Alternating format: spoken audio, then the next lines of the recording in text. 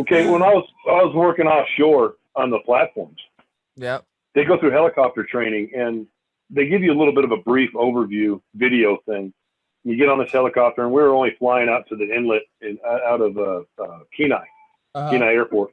We got this huge helipad and shit, and you get on there and you fly out to the platform. Well, the wind was coming in real heavy, and the chopper's just kind of all over the place, right? Mm-hmm. You can hear the pilot up there, and he's doing this and hitting that. He comes up onto the platform and slams that copper down, and you can feel the landing gear stressing underneath it, and the helicopter's sliding off toward the edge of the helipad. And he's telling you to jump out, open the container, the door next to you, and get your luggage out before the helicopter slides off the end of the platform. I'm looking at him like, are you serious? He's like, go, go, go, go. And I'm like, oh, shit. Hurry up. Jump out. I wasn't joking. I grabbed my bag and I threw it on the tarmac and like left it there. And then he go back and get it, because you can't have anything on that landing pad when the helicopter takes off. And he takes off and just pitches hard to the right, and they see the copter disappear.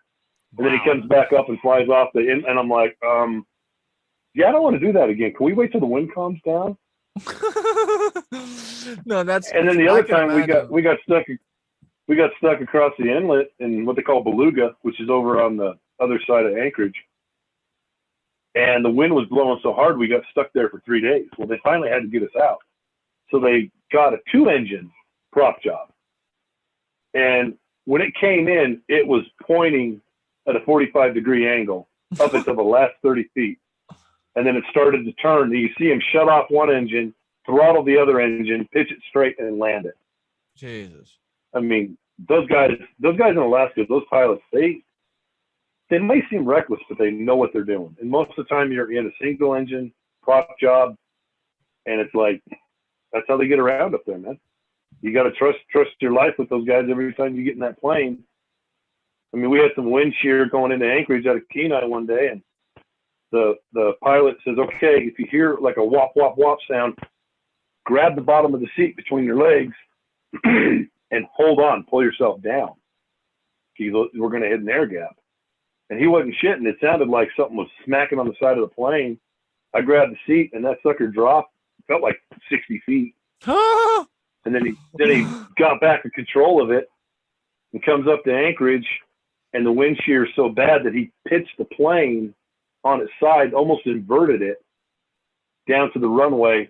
And dude, you could see the grass when he finally leveled that thing out and stuck that landing. Wow. I was like, okay, I'm going to Chili's and I'm going to drink some beer the next 6 hours. I'm alive. Until my plane shows up. Fuck this. And then the same trip, we get on the plane, and it's Alaska Airlines. You know, those guys are great. And we get all loaded up, get heading out the tarmac. They turn around, bring us back because the rear engine's on fire. What? We had to deplane, and we deplaned, and they're like, "Oh, it was just a false alarm." So we all got back on the plane again. You're like, all right. Flew down to Seattle. We get to Seattle, and they pull us in, and they dumped us off, and I was supposed to take the same plane on into home. And they're like, no, you can't take that plane because that rear engine's still not working right. I was like, I agree. I concur. I'm okay. I'll just get on a different plane. I will wait. Yeah. For the fixed plane to arrive.